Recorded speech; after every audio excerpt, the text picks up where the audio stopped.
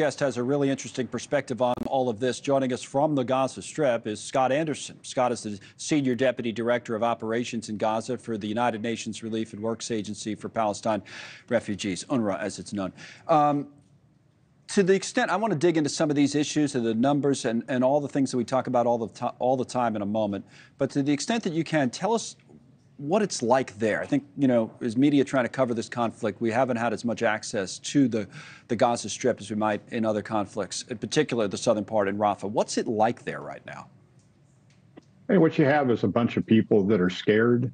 They're very concerned for the safety of their families, for the safety of their children. It's incredibly densely populated. There's 1.5 million people currently living in Rafah, most of them displaced from all over the Gaza Strip. Many have been displaced 4, 5, or 6 times.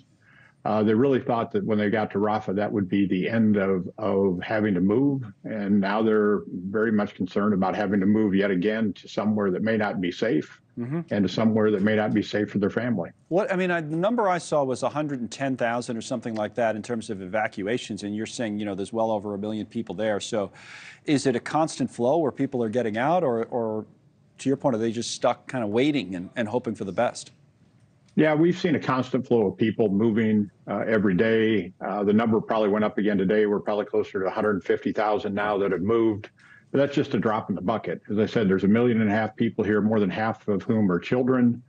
And what we need, if the operation is going to expand, is a plan for those innocent civilians to move to safety. What about, the operation expanding is an obvious concern. What about now? Do you see IDF soldiers when you work around, or do people when they walk around Rafah? What's it like right now in certain parts, certain areas?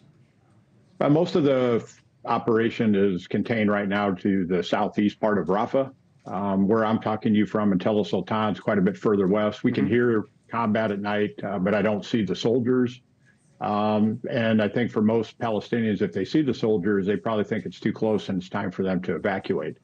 So we've seen, the evacuation orders would have impacted about 100,000 people. So we're seeing movement all across Rafah, not just where the evacuation orders were issued. We've seen airstrikes further and further west outside the zone of evacuation. And as I said, what you have is people that are scared and people that are moving and heading north and heading west, trying to get away from the fighting. Are you getting aid to them? And has that situation changed in recent days at all? No. One of the unfortunate impacts of the operation is that we have not had access to Kerem Shalom. We have not had access to Rafah Crossing. All our fuel comes in through Rafah.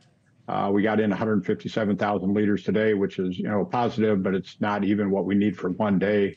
It is enough to keep the hospitals running and a couple other things, but we also haven't gotten any aid in since Sunday as well. No aid since Sunday, period, nothing. Nothing since Sunday. We had a few trucks in the north coming through areas, but in the south, nothing. UNRWA and World Food Program work very closely together to feed the 2 million people. And if we don't start getting aid in, both of us will run out of food to provide by Sunday.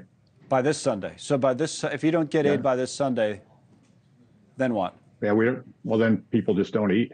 They have whatever they have in their house. That's correct. The stores are empty. There's no commercial activity, and there just won't be any food. That applies to people like me and the international community that are here as well. We draw from the same source. Are you guys the only game in town in terms of getting them aid, or are there other groups are working as well, or how's it? Are they getting anything from anyone else? No, there's only really one entry point, which is Kerem Shalom. It's been the main supply line in Gaza for decades, and it remains that. It was built to handle 500, 600 trucks a day of supplies coming in, and we're just not able to do that now because of the security situation and because we didn't have fuel. Now we do have fuel. Hopefully the security situation will improve and it will allow us to get aid in that's going to be critically needed to feed all the people in Gaza. But when they talk about a targeted operation and that kind of thing, or even increasing the operation that the IDF has in place,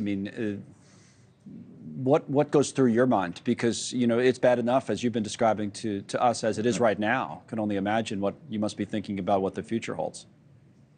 That's exactly it. What does the future hold for people? And we're thinking about the innocent civilians and children that are still in Rafah and need time to evacuate somewhere safe. We're also thinking about how are we going to make sure we get enough food and water and medicine to everyone. Thanks so much for watching. Just go to joinnn.com to find NewsNation on your television provider. And don't forget to click the red subscribe button below to get more of NewsNation's fact-driven, unbiased coverage.